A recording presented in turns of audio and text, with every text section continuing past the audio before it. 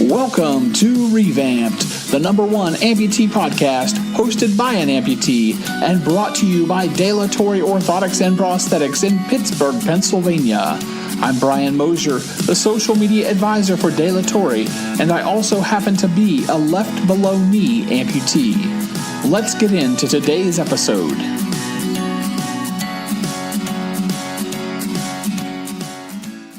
Hey, how's it going, everyone? My guest today is a son of God. He's a dad, an amputee snowboarder, burn survivor, a pilot, a motorcycle drag racer, a mentor, adventurer, public speaker, humanitarian, and lover of people. He's also a bilateral below-knee amputee, Reggie Showers. Reggie, welcome to revAMPd. Hey, Brian, thank you very much, man. It sounds like somebody that I don't know.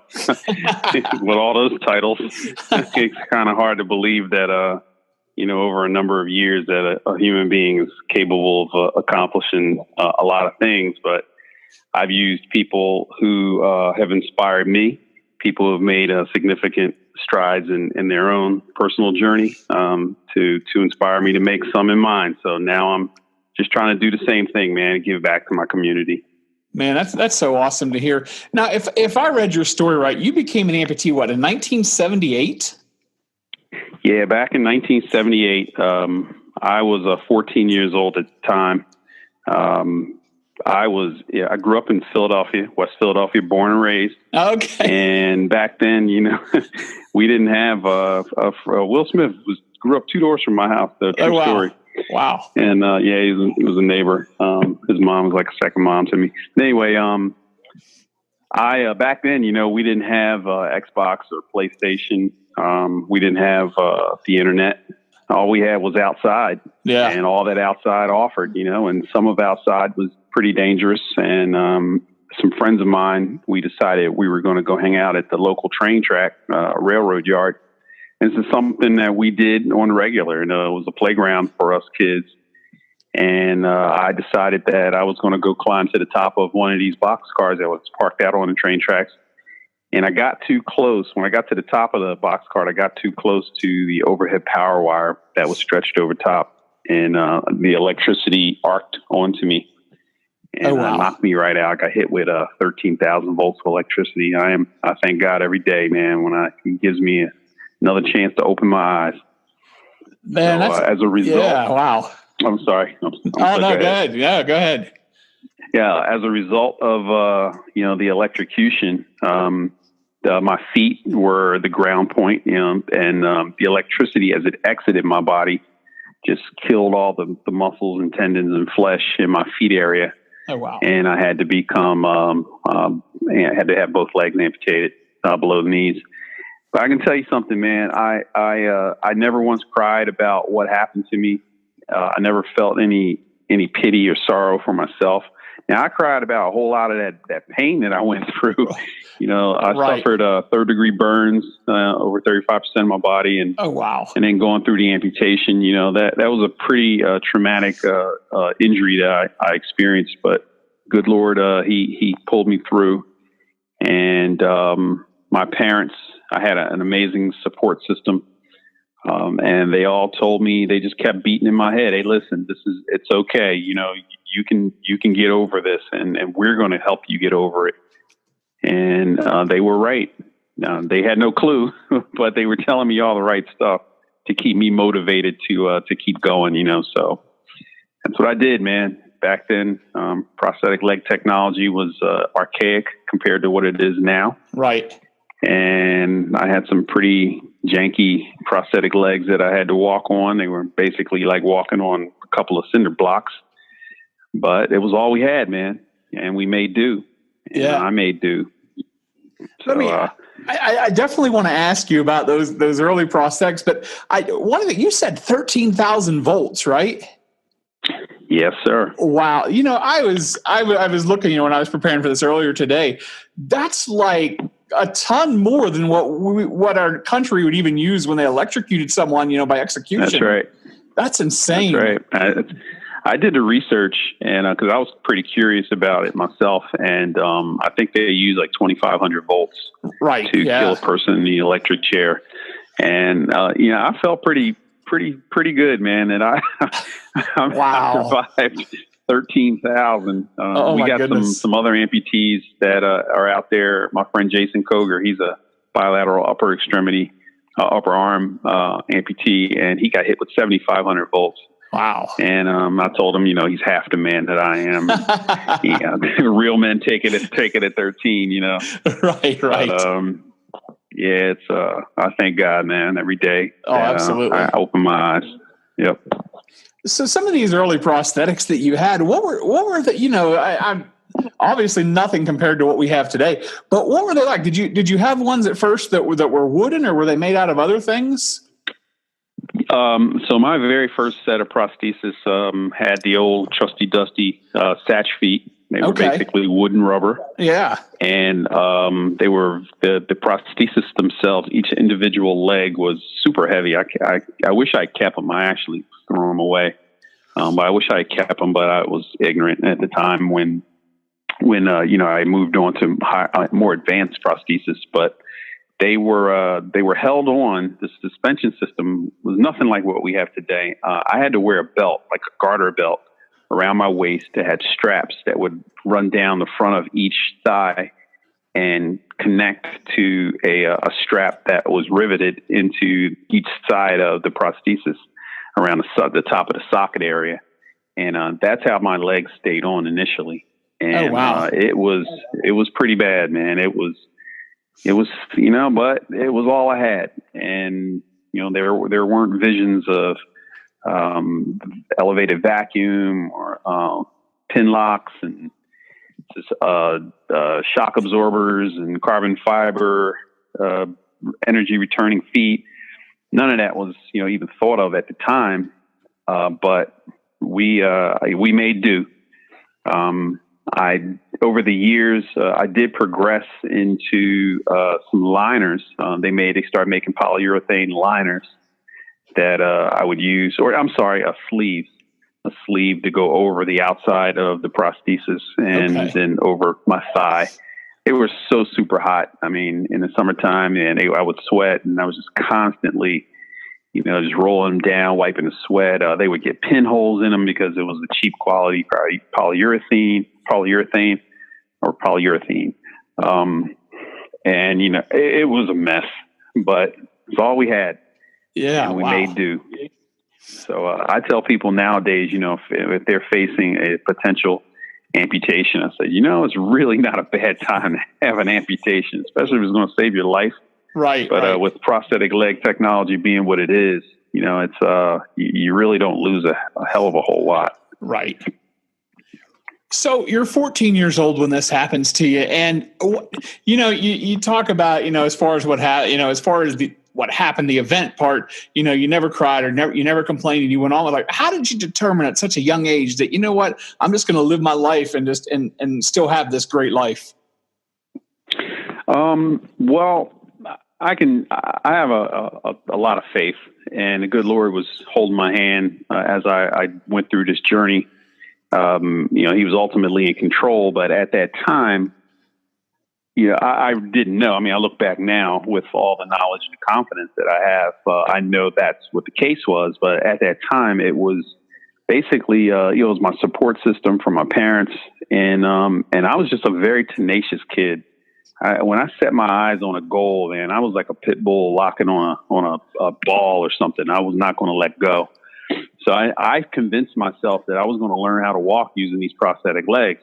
I told myself I was going to master walking using prosthetic legs, and I was going to try to look as normal as I possibly could using them. And, back in the 70s and 80s, back then, we didn't have the ADA, the Americans with Disabilities Act.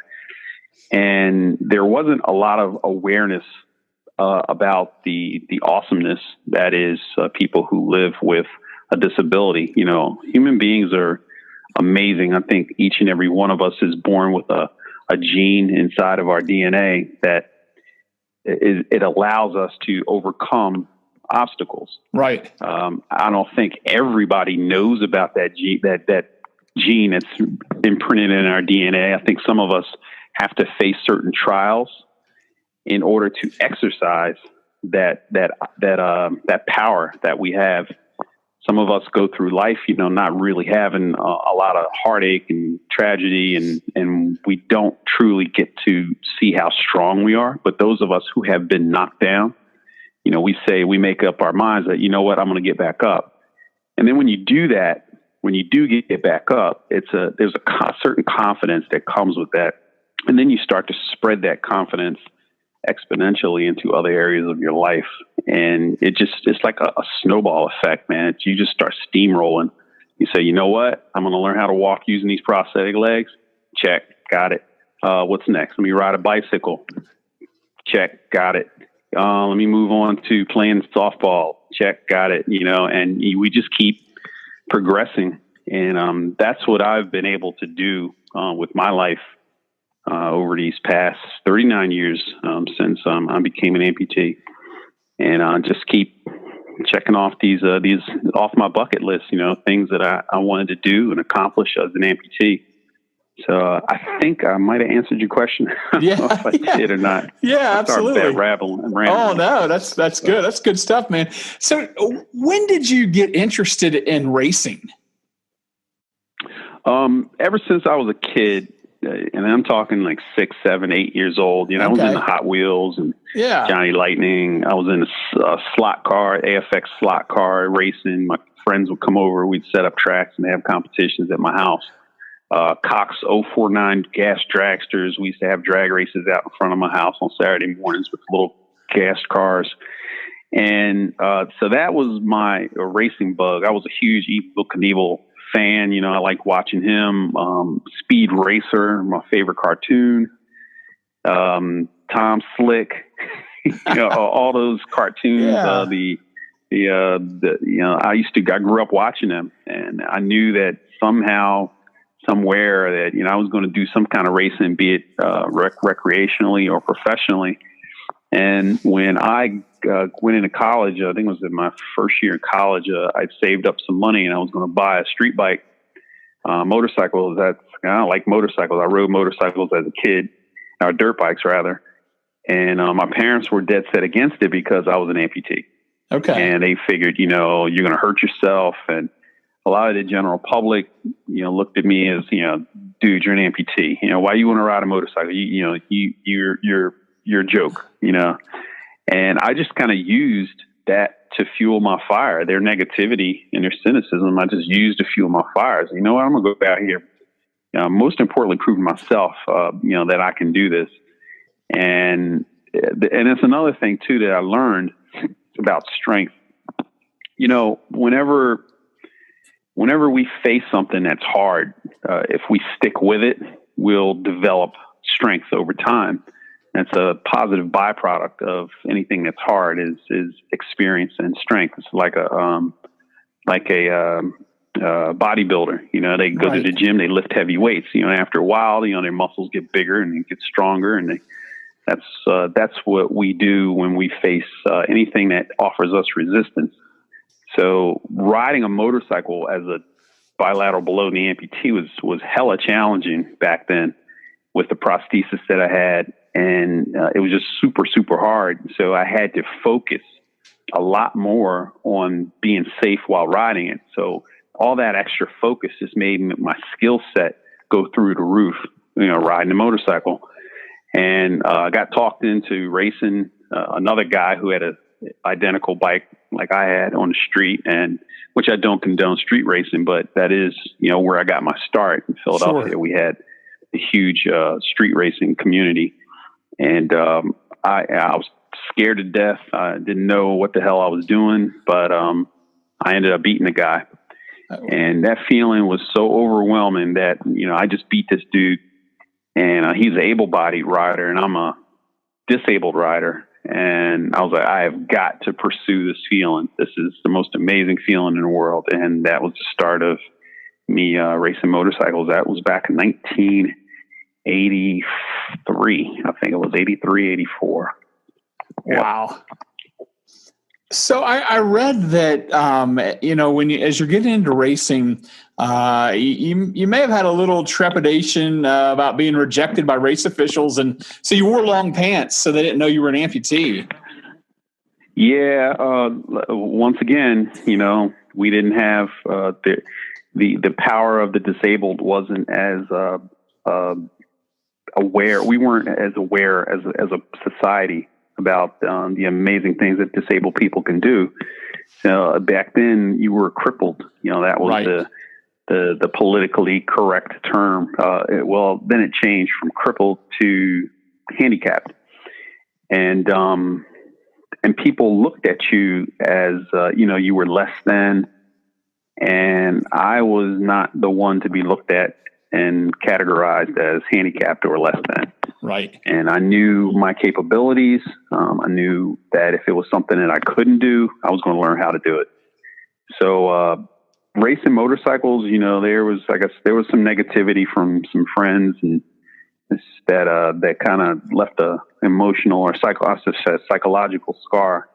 I said, you know what? The best thing for me to do when I get out into the semi-pro ranks, or sportsman ranks, I should say, is to just keep it quiet and let me go out here and prove myself before I do any type of disclosure. So that's what I did early on in my racing careers. I just kind of wore long pants all the time. I didn't walk with an obvious limp, and started winning some local races at my local drag strip. Started making the rounds at the local tracks in the Northeast corridor. Win some, lose some. And before long, I made a decision that I wanted to turn professional. And that was in 1989. I went after my first professional championship. I actually won it. Wow. And after the Pro Rookie of the Year, set a bunch of records in elapsed time, miles per hour, got the first championship. And that's when I felt as though I could disclose to the racing community or the world that I was an amputee, and people they just about lost their minds. They couldn't believe that this handicapped guy riding a motorcycle, getting top speed at the event, and all this was kicking everybody's butts. So that's when a lot of confidence. I gained a lot of confidence after that time, and that was so therapeutic. It was a beneficial part of my therapy, was just being accepted, Right. and everybody just saying, "Hey, man, that's awesome. What you do." Once you got into racing, how did your parents respond? Because I read that you hit a Kawasaki from them for like 3 years. Yeah. My first street bike, I kept hidden from my mom and my dad. I kept it over at my girlfriend's house. And even though me and the girl, we stopped dating, I kept the motorcycle over there still. And her parents were real cool. But I was winning so many races and getting all these trophies, and kind of making a little name for myself on the local circuit. And it was just getting more and more inconvenient to go over to my girlfriend's house and get ready to leave to go to a race than it would have been to just set up a shop in my garage at my parents' house. So my parents had went away for 2 weeks to vacation in Germany, and I moved all my stuff, my trophies and pictures and all that stuff in while they were gone. And when they came back, I said, "Mom, Dad, I got something to tell you." So they were very they were very receptive. They were very warm, and they were proud. And they said, "As long as you're happy and you're safe, then it's we support you." Yeah. So, and they did. Yeah. That's awesome. I read an article that was done on you in the LA Times, and one of the quotes, I'm a person of faith. I was a pastor for almost 20 years, and one of the quotes you said in there, it says, "We're God's chosen children, and it's our job to overcome and inspire other people who watch us." How important is it for you to not only put that message out there, but to live that message and show people that that's true? I was raised in inner city, West Philadelphia, like I said, and we were lower class. We were a lower income family. Didn't know that we were lower income family. I actually thought we were middle class because we always had heat on in the house. We had water, we had electricity, we had food on the table, and we may not have had the nicest car. We may not have had a lot of the luxuries that a lot of people have in society, but we were okay. One of the things that I'm going to tell you that was a huge benefit for not only myself, but a lot of the neighborhood kids where I grew up in the inner city was the fact that we had a lot of role models. We had a lot of men and women that were hardworking, blue collar workers that would get up every day, go to their respective jobs, or if they didn't have a respective job that they had to get up and go to, you saw them out there working, doing something, some type of a craft. Or, you had my older brothers, they were both enlisted or I had three brothers, but two of them were enlisted men, went to Vietnam. So I got to see my father. He was a grocery store owner for 25 years, small business owner, and worked very hard. He was a role model in our society, in our community. So I got to see a lot of role models. First and foremost, men of service who gave back to their community. And we respected them as kids. They were our village. They were our tribe.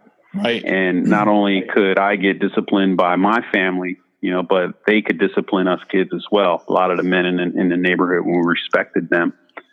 So when you grow up in a community like that, you feel a sense of responsibility to give back once you become a role model yourself, So I couldn't do a lot of the things that I saw how a lot of kids turned out. They were out there, wilding out and acting a fool and didn't have guidance or support. And I didn't want to turn out like that. I had goals and dreams and aspirations for a better life. And I knew that I would have to make sacrifices. I couldn't always go to the party. I couldn't always have it my way. I would have to put some work in and to achieve and accomplish my goals. So, when you have that type of a track record over time, then you see that it's productive and it works. Out of your enthusiasm, you want to share it with other people, especially our younger generation, because somebody shared it with me. Right. So that's why I live my life the way that I do. I do make a lot of sacrifices in my life now. And I'm very, very passionate about being a role model. And you will not find skeletons in my closet. There's a lot of times where, nobody would ever found out if I did something wrong, which what God would have found out. Right. Absolutely. And then I would have knew I did it. You know what I mean? So I just refrain from doing, certain dumb stuff that I knew was wrong. My conscience told me it was wrong, or I didn't want to participate or, go to this party or go hang out with this set of friends that were doing whatever. And it's, I'm very proud of the discipline that I've been able to maintain over the years, because it reaps rewards. And, anytime you want to try to go out and accomplish a goal or whatever, you have to put in the work and you have to be disciplined to stay focused. So I try to just share that message with our younger generation. So I know that you're a parent, and as there's nothing about you that that's a person that says, I'm disabled. But so as you're a parent and as you're raising children, what are the values and the lessons that you try to instill in them so that they understand that people in society, they're going to run into people that are different from they are, and how do you raise them in such a way that they can go out and encourage other people who may be different from them? Exposure is huge. Being able to, let me back up. Sure. Just briefly. When I was from the sixth grade on until I graduated high school, I went to a school that was very diverse. We had black kids, we had white kids, we had Asian kids, we had Latino kids, we had kids from Russia, we had kids from Jamaica, we had kids from. It was a lot of different ethnicities and cultures in our school. And I learned, I made friends with all those kids. I was always curious, where you're from, how you live, what's your culture like, how do I speak your language? Learned a lot of curse words in a lot of different languages. But it was that exposure, to different cultures and truly learning, getting a chance to learn that we're all the same. We are all God's children. You cut me, cut you, both our blood is red. And we're just raised and conditioned in different ways, in different cultures. My way is different than your way. Your way is different than my way, but they're both the same way. You know, somebody once said 6 and 3 is 9, but 5 and 4 is also 9. You know, right? So they both equal 9, but there's different ways to look at it. You know, so they get different ways to get to the same end result. But I teach my daughter. I have a daughter. She's 19 years old, and I just try to instill in her a sense of self, especially to believe in herself and not to let anybody or anything deter her from achieving her ultimate potential and her happiness. I can only give her the life lessons to do the right thing, and trust that when she's out in the world, that my influence will guide her. She's going to be influenced by her friends. She's going to be influenced by some of the movies she sees or music she listens to, as well as my influence. But it's my job to give her the lessons and the tools to make the discerning factor that, you know what, this is not the most healthy thing for me to do, so I'm not going to do it. Or this is the way or this is the group of friends that I want to be around. You know, and so that's what I do with my daughter, as well as, you know, my nieces and nephews and, you know, the neighbors' kids. And you just try to set that example and then just continue to support them verbally, physically, psychologically, whatever, you know, and let them know that they can be anything they want to be in life. And as long as they put the work in and not lose focus or faith. You know, on an almost daily basis, I talk to other amputees, you know, whether it's through, you know, social media or through my, you know, the work that I do or whatever it may be.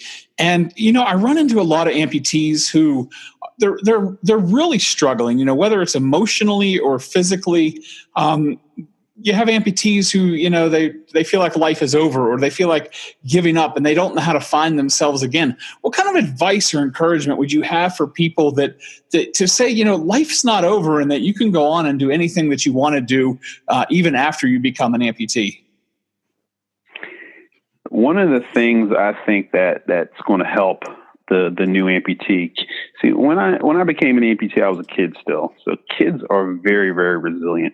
I think there's a higher percentage of younger people, younger adults, kids that will go through an amputation and come out on the other side successful and, you know, psychologically and emotionally happy or less scarred. When you become an adult, you know, you kind of get set in your ways. And a lot of us men, when we lose a limb as an adult, we kind of sometimes feel a sense of a loss of masculinity. Right. Some of the women will feel a loss of femininity. And so you're feeling less than yourself. You know, how am I going to take care of my family? How am I going to get a job? You know, will anybody love me? Because, you know, I'm a crippled now. I'm this debilitated person. You know, I've heard all that. I'm sure you have. I'm sure your listeners have as well. One of the things that that's going to help that we need to do is to support each other. Role models are huge when it comes to anything in the world. If you want to be, you know, president, if you want to be a pilot, if you want to be a motorcycle drag racer like myself, you got to get a role model or somebody, some type of a support system. And that's one of the things, Brian, and you know, we have your podcast, we have social media, we have, you know, books, we've got all types of resources nowadays because we're more aware as a society. We're more aware about the power of support. And I think a lot of the people that, you know, you do hear complain or suffer, I should say, their complaints are valid, that they experience these depressionary times. They just need some proper support. I know there's more to it too. Some people have some, you know, a lot of stuff going on and they need some therapy will help them, but support is huge, man. I didn't have it outside of my family. I really didn't have it. Now my family gave me lots of love and guidance and support, but I needed amputee support. I needed peer support. Back in the 70s, there were very few support groups, mom and pop, if you will, just a handful spread out all over the country, but nobody to talk to, man. I had nobody to talk to about amputee issues. How do you drive a car? How do you ride a bicycle? I had to go out and learn all this stuff on my own. So that pain that I experienced, this pain that your listeners and some people that you see on social media experience, that pain is real, and that pain leaves lasting scars. And I made a choice or dedicated, my adult life to being able to be a resource for people to reach out to. I try to help as many people as I can, be it through social media or just, guerrilla warfare, man, out on the street. You see somebody's missing a leg and they're in a wheelchair. They have no idea that, there's an amputee coalition. They have no idea that there's social media and there's support groups on social media. And, you try to give them the education and resource. That's what's going to help, is just getting somebody who knows your walk. Somebody has been there, has done that, who knows what you deal with. That's what's going to help a lot of people. And I think that's lacking. Social media is great. It's a great platform, but it does not beat that one-on-one, eye-to-eye, face-to-face support, that we all need. Yeah, absolutely. Couldn't have said that better myself. So today I've been talking with Reggie Showers, and for more information about Reggie, visit www.lifewithreggie.com and connect with him on Facebook at Reg, that's REG Showers. Follow him on Instagram at Reggie Showers. Reggie, thanks for taking time out of your evening to join me on Revamp. It has been an absolute pleasure. Brian, thank you very much for having me. And more importantly, thank you for your commitment to helping to heal our community. You've been listening to Revamped, the #1 amputee podcast hosted by an amputee and brought to you by Dilatory Orthotics and Prosthetics in Pittsburgh, Pennsylvania. If you've enjoyed today's episode, leave us a review on iTunes or give us a like on Facebook. I'm Brian Mosier. I invite you to visit our website, www.revampedpodcast.com, and connect with us on Facebook at Revamped Podcast.